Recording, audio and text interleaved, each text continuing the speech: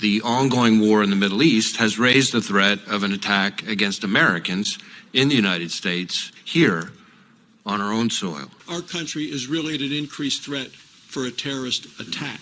In just the past few weeks, multiple foreign terrorist organizations have called for attacks against Americans. We are addressing these threats with a sense of urgency. America, we really need to talk. There are individuals, based off of what Congress has just posted over the last 24 hours and the FBI, they are sending out a warning to all Americans that there are individuals that are trying to come to U.S. soil to bring the same type of problems that are taking place in the Middle East. They want those issues to take place against us. So they're sending out a warning. We're going to hear from the director of the FBI, who's going to give us further details in regards to what's taking place. I know usually on this channel, we talk about political issues. We talk about financial needs and getting things out to you. And we also talk about SSI, SSDI, Retire Railroad, and Representative Payee. But in this video, you definitely want to stay to the end to hear not only what the director of the FBI is saying, but also what Congress is saying when it comes to those individuals that are coming across the border, almost 3 million individuals. Well, not everybody wants to come here and start a new life. And there are those who are out there that are not only coming after us here, but they already started by coming after many of our troops overseas. The U.S. has intercepted a drone attack believed to be targeting American troops in Iraq. That attempted attack just hours after the U.S. launched airstrikes on Iranian-backed forces in Syria. Martha Raddatz with what she's learned tonight. Tonight, a suicide drone believed to be targeting American forces in Iraq shot down by the U.S. just miles short of the base. The attempted attack coming after a pair of U.S. F-16 fighter jets launched retaliatory airstrikes overnight on Iranian-backed militants in Syria. But let's not waste any time. We're going to give you great details in regards to what they are warning you about as American citizens that could take place on our soil. But before we get started, my name is Andre of Mostly Money, and I'm here to give you all facts, no fake, no phony, and no fluffed up information when it comes to what is going on in politics today. Thank you guys for subscribing. Thank you for clicking that notification bell so you can get the latest and greatest information coming from Mostly Money. Now, as I was saying, the directors of the FBI and Congress, as well as those who are in the Pentagon, are giving us warnings over the last 24 hours to look out for situations that could be taking place not only in the Middle East, but also in our states. So we're going to listen to two major videos that you need to stay to the end to hear in details of what could not only take place overseas, but also on our homeland. Discussions about the most pressing national security threats that what we face and what we're doing to tackle them are always important, but it seems especially well-timed this year with the dangerous implications the very fluid situation in the Middle East has for our homeland security. The reality is that the terrorism threat has been elevated throughout 2023, but the ongoing war in the Middle East has raised the threat of an attack against Americans in the United States to a whole nother level. Since the horrific terrorist attacks committed by Hamas against innocent people in Israel a few weeks ago, we've been working around the clock to support our partners there and to protect Americans here at home. We assess that the actions of Hamas and its allies will serve as an inspiration, the likes of which we haven't seen since ISIS launched its so-called caliphate several years ago. In just the past few weeks, multiple foreign terrorist organizations have called for attacks against Americans and the West. Al-Qaeda issued its most specific call to attack the United States in the last 5 years. ISIS urged its followers to target Jewish communities in the United States and Europe. Hezbollah has publicly expressed its support for Hamas and threatened to attack U.S. interests in the Middle East. And we've seen an increase in attacks on U.S. military bases overseas carried out by militia groups backed by Iran.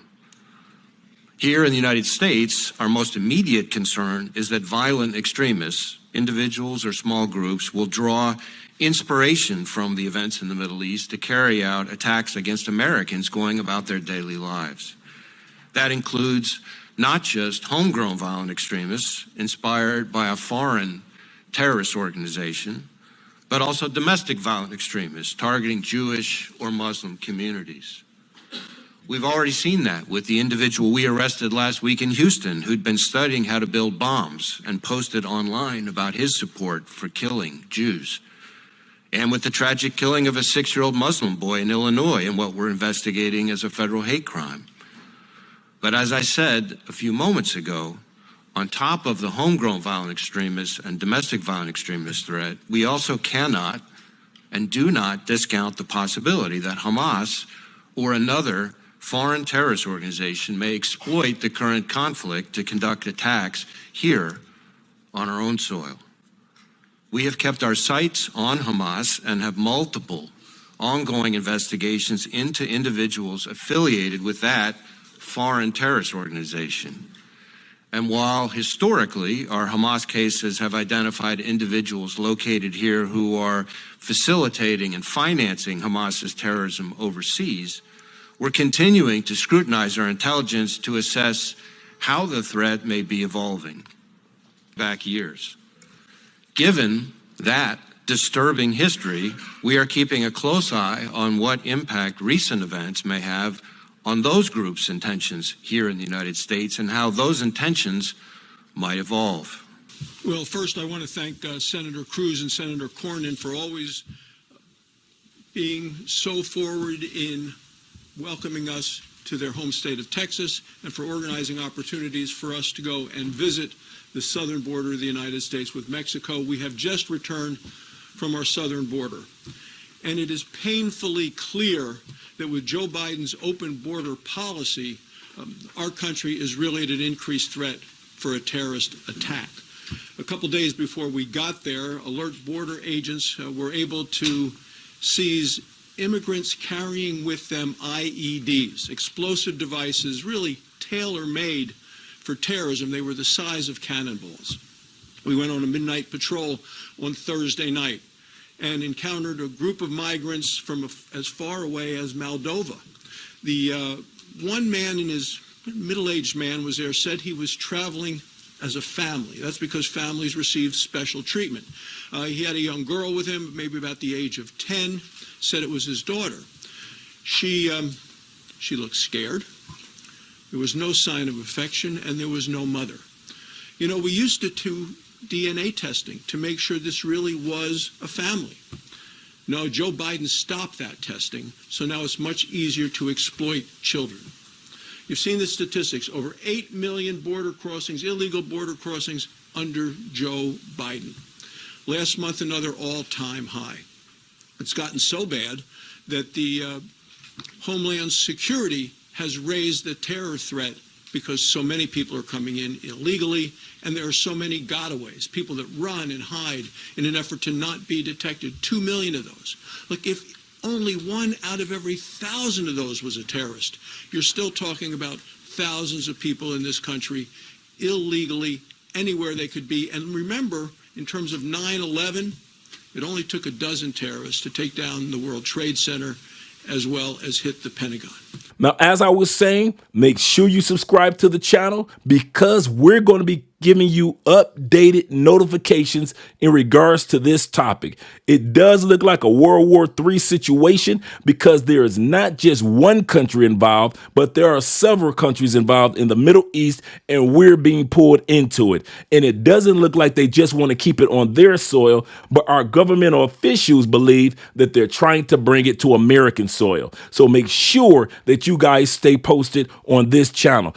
Now, I'm on my way to the comments section because I want to hear what you have to say about this matter. And if I don't get a chance to speak to you, make sure that you watch at least one of these 2 videos that's going to pop up. It's going to give you further information on some of the political issues that we've been dealing with over the last few months. As well as if you don't get a chance to speak to me, we're not going to fret about it because I'll be speaking to you again.